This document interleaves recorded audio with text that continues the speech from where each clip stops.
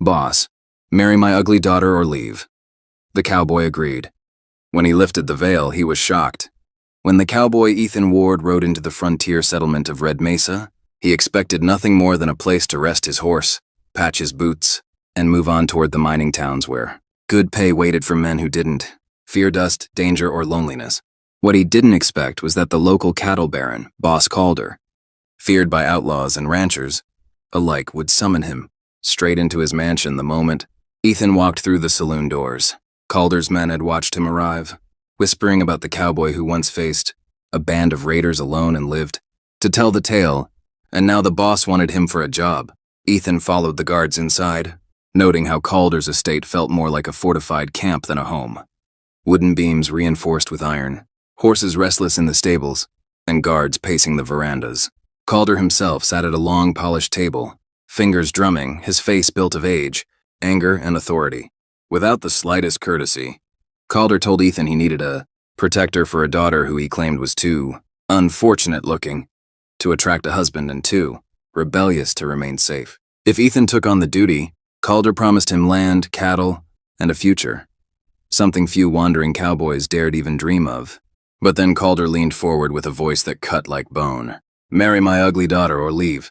The room grew still. Ethan didn't know whether the man was joking or testing him, so he simply stared back, feeling every eye in the room pressing against his spine.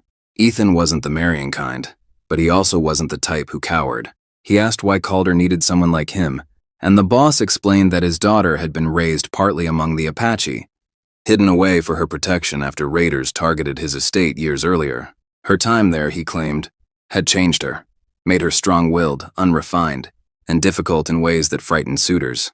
Calder insisted that only a man with unwavering courage, steady judgment, and the will to keep her safe could be trusted with her future. Ethan sensed that there was far more to the story, but when a man like Calder demanded something, refusing could mean disappearing in the desert without a trace. Ethan negotiated only one thing. He would meet the girl first, not judge her by rumors from fearful men. Calder agreed too quickly, and Ethan understood that whatever he was walking into wasn't a proposal, but a trap wrapped in desperation. They rode out the next morning, Calder's men surrounding Ethan not like escorts, but like reminders. The desert stretched wide, the trail carved through land scarred by old conflicts between settlers and tribes.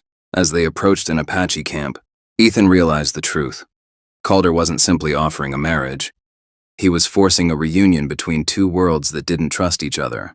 The Apache chief greeted Calder with a stiffness that spoke of debts unfulfilled, but Calder brushed past greetings and demanded his daughter.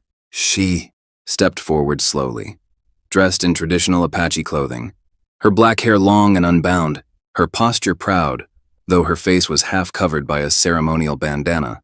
Ethan didn't see an ugly daughter, just a quiet, guarded woman whose eyes held storms no one had bothered to understand. Calder insisted on a marriage ritual right there, claiming it was the safest way to ensure she remained protected from enemies, hunting his ranch. The Apache looked uneasy with the haste, but the chief finally nodded, declaring that if this union ensured peace and safety for the girl, they would not stand in the way. Ethan noticed the girl's hands trembled ever so slightly, not out of fear but restraint, like someone prepared to run if she sensed betrayal. As Ethan stood before her, Calder's voice echoed behind him. "Lift the veil so you can accept your choice." Ethan hesitated, realizing that the situation had layers of truth he hadn't been told. But he reached forward anyway. The moment his fingers touched the cloth, the Apache warriors subtly shifted, watching for any disrespect. Any sign of fear, any threat? Ethan paused again, sensing the weight of every gaze on him, then lifted the bandana in one slow motion. What he saw made his breath stop, not out of shock at ugliness, but because the girl beneath the veil was strikingly beautiful, her features sharp yet soft, her expression fierce yet wounded, her eyes burning with intelligence and untold stories. She was nothing like Calder's description. She was nothing like what anyone had implied. Ethan felt a jolt in his chest, not of attraction alone, but of confusion. Why had Calder lied? Why had he painted his daughter as a burden, when she was clearly someone extraordinary? Before Ethan could speak, the girl whispered a single warning without looking away from him. "Don't trust the man who brought you here." And in that moment, Ethan understood that he hadn't been summoned to save the girl. He had been positioned as a pawn in a story far older and darker than any rumor in Red Mesa. Ethan stood frozen after the girl's whispered warning. Her eyes locked on his with an urgency that cut deeper than any threat he had ever faced. Calder barked orders behind them, pushing the ceremony forward, but Ethan's instincts sharpened. The Apache chief stepped between Calder and his daughter, clearly sensing the tension, and stated that no union would proceed unless the woman agreed. Calder tried to strong-arm him, but the chief's warriors shifted closer, making it clear that even a powerful rancher couldn't bully them on their own land. The girl finally spoke aloud, introducing herself as Naili, and said she would decide her own fate.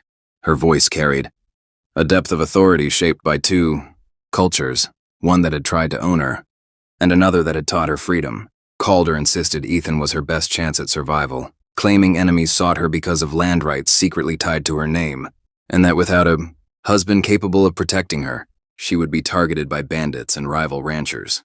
But when Calder spoke, Ethan noticed Naili's jaw tighten, her fists clench slightly at her sides, and her gaze flickered to the chief as if confirming unspoken truths. Ethan turned to Calder and demanded honesty. Calder answered with half-truths wrapped in urgency. That raiders wanted her, that she was safer married, that Ethan owed him for allowing him into Red Mesa unharmed. Ethan cut him off, finally asserting that he would not marry anyone without her free will. The chief seemed relieved at Ethan's words and invited Ethan into his tent to speak privately. Naili followed without waiting for permission, a decision that made even the chief smile faintly. Inside, the chief revealed the real story. Calder had once made an agreement with the Apache, hiding Naili with them after his ranch was attacked, but he had never returned to honor his promise of peace or support. Naili grew strong, skilled, and respected among the Apache, but when Calder suddenly demanded her back, the chief feared he intended to use her as a tool to legitimize land he had no rightful claim to. The raiders Calder spoke of were not hunting Naili. They were Calder's rivals who wanted to expose his lies. Naili added that Calder wanted a husband for her not to protect her but to control her inheritance, since she legally held the rights to a massive stretch of land. If she married someone loyal to him, Calder could rule through them. Ethan listened carefully, not speaking until the chief finished. He then asked Naili directly what she wanted. She met his eyes without hesitation. She wanted freedom from Calder's manipulation, protection for the Apache who had sheltered her, and a chance to live on her own terms. She didn't expect Ethan to help, but she warned him again. Calder would not allow refusal. As if summoned by their discussion, shouts erupted outside. Calder's men had grown impatient, and one of them tried to drag Naili from the tent.